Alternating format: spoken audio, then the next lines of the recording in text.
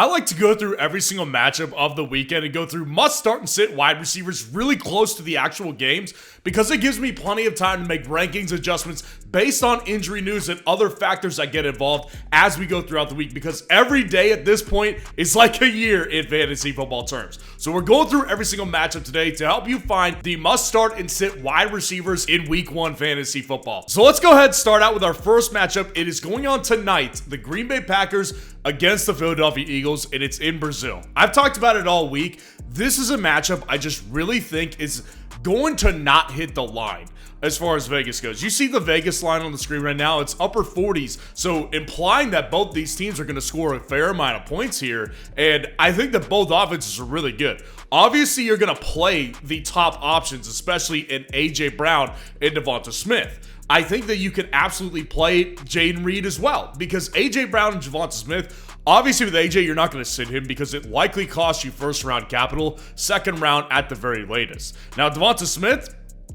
a guy who was like a 4th or 5th round pick at the very latest, these two guys obviously have really high upside situations. They're both capable of getting you 25, 30, 35 point games. In A.J. Brown's case, more so. So you don't really want to sit either of those guys. Now with Jaden Reed, I think he's also playable as well. I think that he will be the number 1 wide receiver in Green Bay. Talk about a lot of their different wide receivers, and obviously there's 2 different guys that you can flex here as well that we'll get to. But Jaden Reed, I do think, comes out as the best fantasy option in the wide receiver room for Green Bay. He gets touches everywhere. He gets touches always going in motion. He's getting them on jet sweeps. He's getting carries. He's getting targets, obviously. Jaden Reed is a jack of all trades, similar to a Deebo Samuel for them. Now, again, to go back to what I was saying, I don't think that this is a matchup I trust very much because this Brazil game, I think they're going to come in a little bit off. A.J. Brown was talking about it earlier this week, how he's like, I'm probably not going to leave the hotel room because my phone, you can't even bring your phone out in public. It's like, this is just, it gives me bad vibes. So I don't think that either team will be exactly how they'll look in like 2 to 3 weeks from now. Now with Christian Watson and Romeo Doubs, I think they're flexible. If you need to do a flex, if you're in a deeper league, I think both these guys are flexible. Obviously, because like I said, the Packers, I'm predicting Jaden Reed to be their number 1 guy. But the only reason I have to say I'm predicting he will be is because they don't have a true alpha. There's no true alpha wide receiver 1 in Green Bay. Now, it works for Green Bay's offense. Obviously, for fantasy, it makes it more difficult, which gives Romeo Doubs and Christian Watson plenty of opportunity to hit 20, 25 point games. Both of them have that upside. So I think this week against the Eagles, I think they do have that upside because I'm not going to take the normal route, which is to say that the Eagles have a bad secondary. They don't have a bad secondary this year, I don't believe. Vic Fangio comes in as defensive coordinator, and then you obviously have their 2 draft picks at corner this year. They were both top 2 picks for the Philadelphia Eagles. So I think if you hear Philadelphia's defense is not good, they're probably not studying too much. So the Philadelphia Eagles defense is good, but the Packers offense is really, really good. Now, you sit Jahan Dotson this week. He's a newcomer. We don't know what to expect from Jahan Dotson just yet. Now, the Carolina Panthers against the New Orleans Saints is our next matchup here. And this week, the only guy I like is Chris Olave. And I don't even love Chris Olave. I've made it clear I don't trust this Saints offensive situation. Look, bringing Clint Kubiak over to be the offensive coordinator is great. He's a Kubiak. The Kubiaks have a great family history in the NFL. But you're relying ultimately on Derek Carr. I mean, that's the reality with this whole situation. Now, the reason Chris Olave is clearly a starter this week is obviously because he will be every week, basically, because he's the wide receiver 1. And this Carolina Panthers defense, I think they'll be more improved this year, but I don't know. I don't think that they've made they lost their best edge rusher. So what's to say that J.C. Horn is the corner of theirs going to take the next step? So with Chris Olave, I just think he's got the target volume and probably an advantage matchup-wise. Now with Deontay Johnson, Rashid Shaheed, and Adam Thielen, I think they're all flexible. I would put Deontay Johnson in his own tier, probably as far as flexible options, because I do expect him to be the wide receiver 1. I think he will come in with a decently healthy workload. But that being said, Adam Thielen, don't forget what he did last year to start the season. He was really good. Like, not just good. He was really good for the Panthers. That dude knows how to run routes too. So I'm betting that the reason they got Deontay is to kind of make sure they didn't have to rely on Thielen again, which is why I do prefer Deontay over Thielen. But Thielen is flexible in deeper leagues. And then Rashid Shaheed here, I would say that he's flexible just based on big play upside. He's not going to get his consistent target share any week. Like, his target share over the season will not be consistent, but every week he does have the ability to give you a deep ball that Derek Carr can still occasionally throw. So I do think Rashid Shaheed does have big play upside and is flexible for that reason. And then A.T. Perry, the New Orleans Saints' other wide receiver that I have always kind of liked, he is questionable to head into this game, so I would just stay away from A.T. Perry right now. Now, the Minnesota Vikings are taking on the New York Giants in New York this week. And obviously, Justin Jefferson, you play him because draft capital says so. You do not sit Justin Jefferson. He was a first-round pick. Now, I've gone over my public concerns with Justin Jefferson. I think we're drafting him at a ceiling. I think that's what we drafted him as this year. But at the same time, like, Justin Jefferson is not a guy that you're going to sit if you went ahead and drafted him. Malik Neighbors, I think, is a starter this week as well. I think that with this Minnesota Vikings secondary, they're stronger than they were last year because they do have Brian Flores.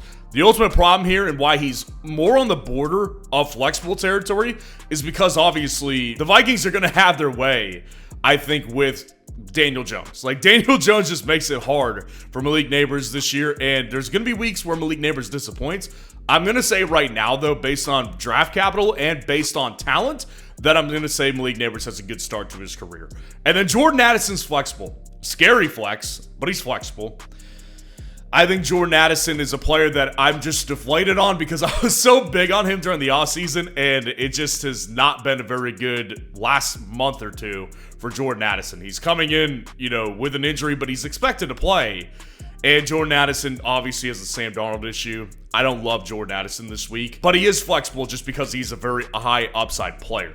And then the other Giants receivers, I would sit them until we see anything. I will say that with Wandale, I'm interested to see what his role is this year with Daniel Jones. Because when he did play with Daniel Jones in 2022, he was pretty effective at certain weeks. So, we'll have to see what happens with that situation there. But ultimately, I do think you cannot start either of these other Giants wide receivers right now.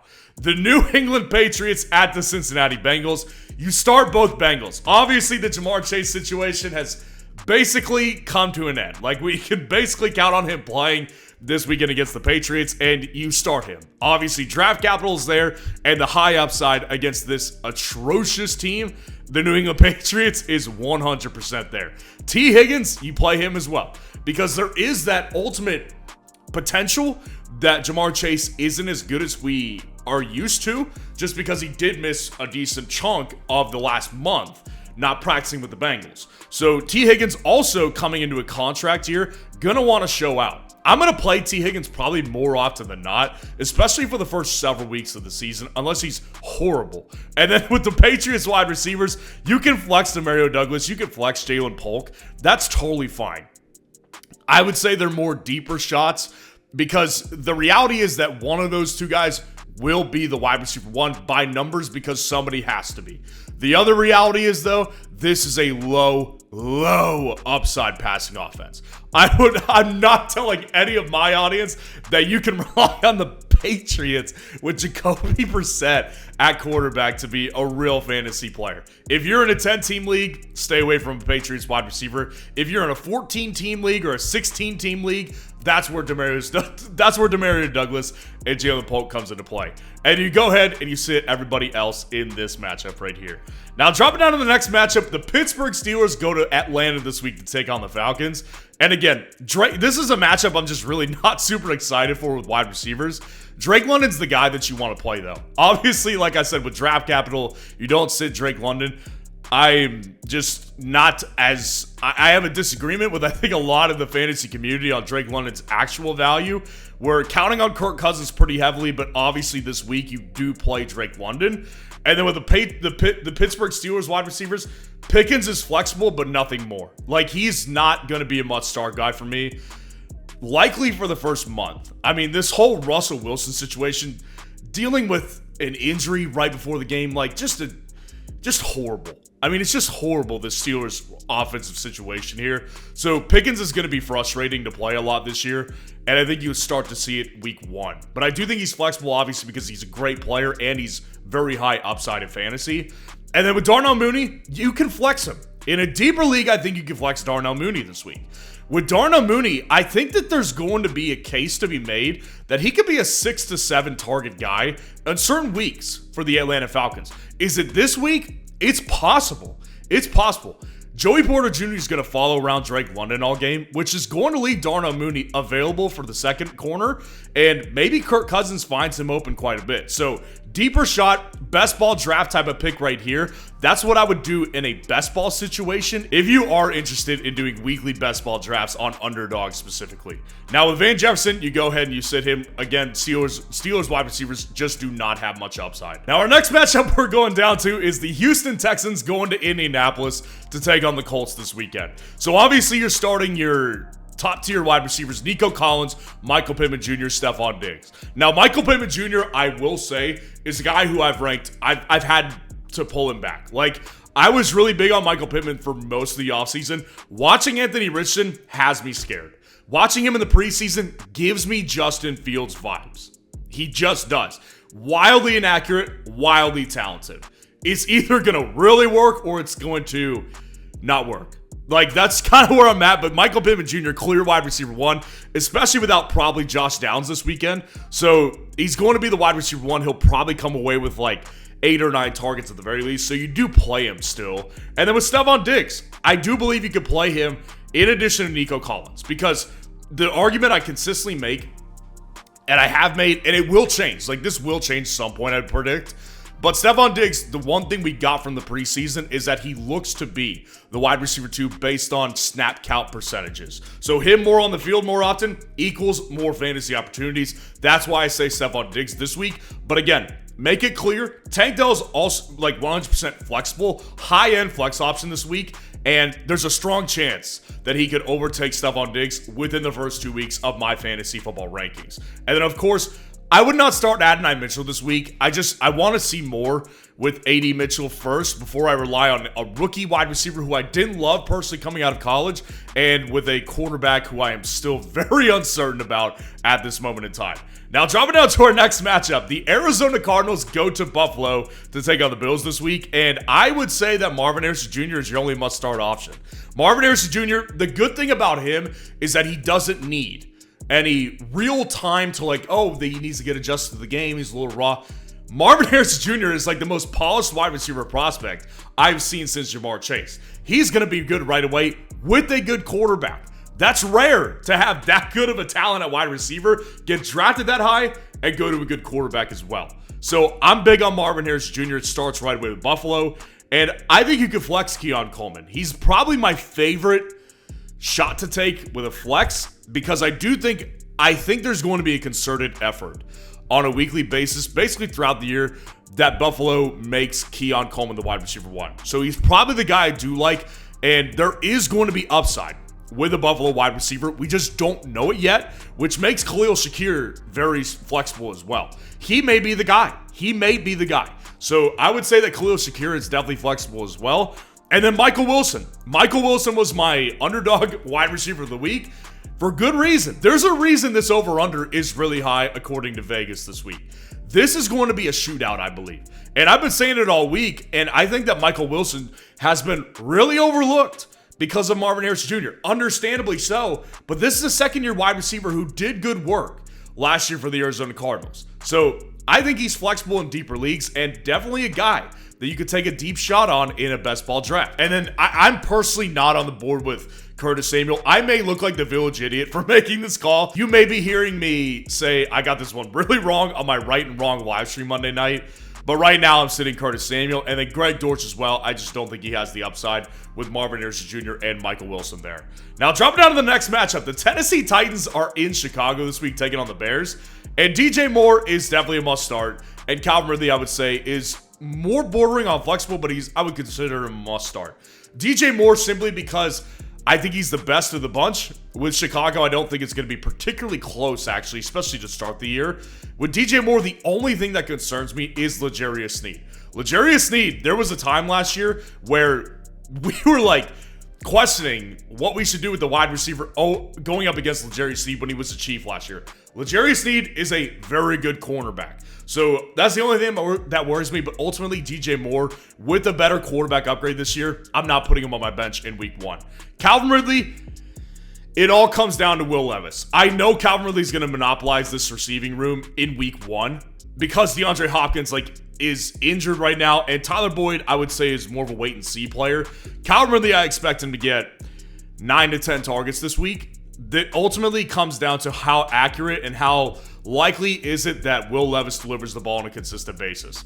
I'm leaning towards a good start, which is why he's in starter territory, but it is ultimately a situation I'm not super comfortable with. Keenan Allen is flexible. If he plays, he's the wide receiver too. But, I mean, he's dealing with an injury right now. It's been a rocky offseason for Keenan Allen, to say the least. There was weight concerns for a while. So Keenan Allen worries me. If he doesn't play, Rome Odunze is a good flex. Keep that in mind. If Keenan Allen does not play, Rome Odunze is a good flex this week. Because Tennessee, like I said, with L'Jarius Sneed, he's going to follow DJ Moore, leaving Rome Odunze with Caleb Williams, who developed really good chemistry this offseason, to be open a lot. So Rome Odunze, keep an eye on this one because I think he's flexible this week if Keenan Allen does not go. Now, dropping down to the next matchup that I absolutely love for fantasy football, Jacksonville at Miami.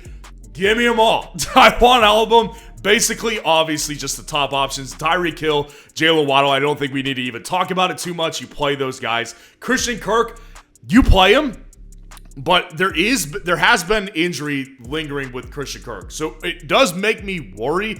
But just based on targets and based on offensive upside in this matchup against a weaker Miami defense this year, I would say Christian Kirk is definitely going to be a must start this week. And then you could go ahead and flex Brian Thomas Jr. and Gabe Davis. In deeper leagues, they're definitely flexible. Brian Thomas Jr., this honestly is a good game script for him because I've said it, Brian Thomas Jr. is not a polished wide receiver. He's not going to go out there and immediately dominate in targets. He's not taking over the target share. What he's going to do is he's going to get open on deep balls. He's a really good deep ball player.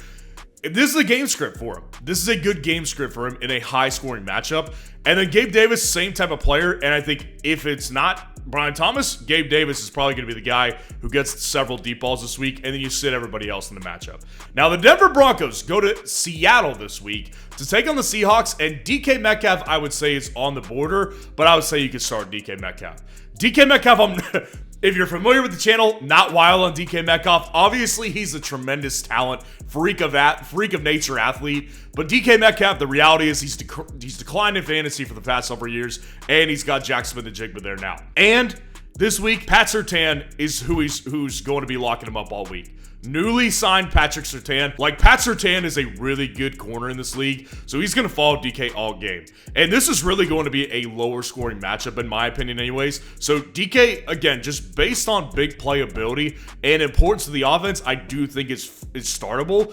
Flexible options, Courtland Sutton, Jack Smith-Njigba definitely can be flexed. No doubt can be flexed. Courtland Sutton, I prefer him just a little bit over Jack Smith-Njigba because he's number one. And I don't trust Seattle's defense this year. I just don't. They were bad last year. Who's to say Mike McDonald's the guy who's going to right this ship when Pete Carroll couldn't? I don't know. That's why I'm not big on Seattle's defense this week. I think Courtland Sutton's flexible. And then I ultimately think Jack Smith-Njigba is flexible because I think his importance in the offense just grows this year. And I think we'll see more out of him in the next coming weeks. And then you go ahead, you sit Tyler Lockett this week. He's injured right now. And like I said, I just prefer Jack Smith-Njigba right now. The Denver wide receiver to keep an eye on, Marvin Mims Jr. Keep an eye on him. Don't start him this week. Don't consider starting him this week. Keep an eye on him, though. And then the Las Vegas Raiders go to the Los Angeles Chargers this week to take on the Chargers. Devontae is your must-start guy because he's got draft capital and he's a great player. But, man, I am weary of Devontae Adams, and I've made it known throughout basically the whole offseason. Worried about Devontae, but you obviously play him this week. And then you could go ahead and play Ladd McConkey as your favorite flex option in this matchup. Ladd McConkey, yes, he is a rookie, but he's going to lead this wide receiver room. If it's not this week, it will be at some point this season. So that's why Joshua Palmer is still a good flex option as well, because he has every opportunity to be the wide receiver one. The reason I prefer Ladd is because Palmer's had years worth of opportunities to show himself as a wide receiver one. He hasn't done that. Ladd McConkey, I think, works really well with Justin Herbert. I prefer Ladd McConkey. And then Jacoby Myers, I do think is flexible because Gardner Minshew, I do think, can rely on Jacoby Myers. Jacoby's just kind of always underrated. Nobody really thinks about him. And Devontae dominates the headlines and everything, but Jacoby Myers, I do think, is a decent lower-end flex option in deeper leagues. And then you go ahead, you sit Quentin Johnston. I would say keep an eye on him, but you don't play him right now. Dallas Cowboys at the Cleveland Browns is our next matchup here. You play your big name, CeeDee Lamb, no reason to talk about it. Amari Cooper, you play him as well against a weaker defensive backfield without Deron Bland this week. Trayvon Diggs is back, so we will be watching Amari Cooper, but Amari Cooper is still the wide receiver 1 in this offense, and I would not consider playing anybody else in this game because I simply don't trust the other options. This is a team with a wide receiver 1 clearly, and the other options are just not trustworthy. Jerry Jeudy, we don't even know what he's going to look like in Cleveland. And then Brandon Cooks was not good last year, and Jalen Tolbert hasn't done anything yet. So just play a wait-and-see approach with those guys right there. And speaking of the Cowboys, I don't know if you knew this, but Dak Prescott has a free line on Underdog right now, getting more than half a total yard this week against the Browns. Obviously, that is a smash-free pick right there. So if you're not in on Underdog right now, go down in the comments, use that link in the comments. And when you use code FFN to deposit at least $10, not only are you going to get a 50% deposit match up to $1,000 of bonus cash, but you're going to be able to get in on this line too. So join Underdog today using the link in the comments below. Washington Commanders at the Tampa Bay Buccaneers this week. Mike Evans is must start. Don't really think we need to talk about it. And then Terry McLaurin, I think it's a good start as well. More so on the border of flexible, but just based on the fact that he's not even just the wide receiver 1, clear wide receiver 1. I could easily see him getting 10 targets this week. And ultimately, it's hard to predict what the outcome is going to be. But I do think he is a little bit of a scary guy to start. So I would say flex him if you can. But in all likelihood, in deeper leagues, you're going to need to start Terry McLaurin especially. Chris Godwin is flexible. I wouldn't prefer it because I'm just not a big Chris Godwin guy these days. And then you go ahead, you sit Noah Brown, newcomer in Washington. We're going to see what his role is going to be like this week. You sit Jalen McMillan this week, but I would say keep an eye on him as well. Do not rule out the fact that Jalen McMillan could take over the Tampa Bay wide receiver room as far as Chris Godwin goes. He could easily become the wide receiver 2 in this offense, in my opinion. So keep an eye on Jalen McMillan for the first several weeks. Now, dropping down to our Sunday night matchup, the Los Angeles Rams go to Detroit this week to take on the Lions. And I think that this matchup is going to be juicy for fantasy football. Neither defense I trust. You play your wide receivers. Amon-Ra St. Brown, Puka Nacua, Cooper Kupp. This has one of the highest over-unders of the week according to Vegas. I think this one is going to be an excellent game to watch personally just as a fan. And I think that the wide receivers all have ridiculous upside in this game. You do not sit these wide receivers. Jameson Williams, I think, is even flexible in this game. This is a game script for him. He's a deep ball guy. I don't necessarily buy in on like the breakout year type of hype with him, but it is a game script where Jameson Williams is a decent flex option.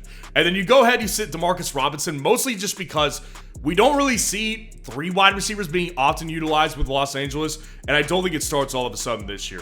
Now, with the last matchup of the week, the Jets at the 49ers on Monday night, also a good matchup, I think, for wide receivers. Garrett Wilson, you play him because Aaron Rodgers just needs to stay healthy, put him in bubble wrap until the game, even when he's out there playing. But Garrett Wilson is a 10 to 12 target guy. You do not sit him. And then Deebo Samuel, I still prefer him over Brandon Ayuk this week. I would say you can play Brandon Ayuk with full confidence because he is back out there with them. But I ultimately do prefer Deebo in this matchup just because he's been there throughout the offseason and he really does just have more opportunities on a weekly basis when you count everything up, when you factor in the carries that Deebo Samuel gets on a weekly basis as well. So I think they're both playable. I would prefer Deebo Samuel this week. And then I would sit Mike Williams to start the season. He is supposed to be on a pitch count for the first week of the season at the very least. Don't play him just yet. Allen Lazard, you don't play him either. So let me know how your lineup looks this week. And if you want to see the top 30 wide receiver rankings for week 1, click on this video right here.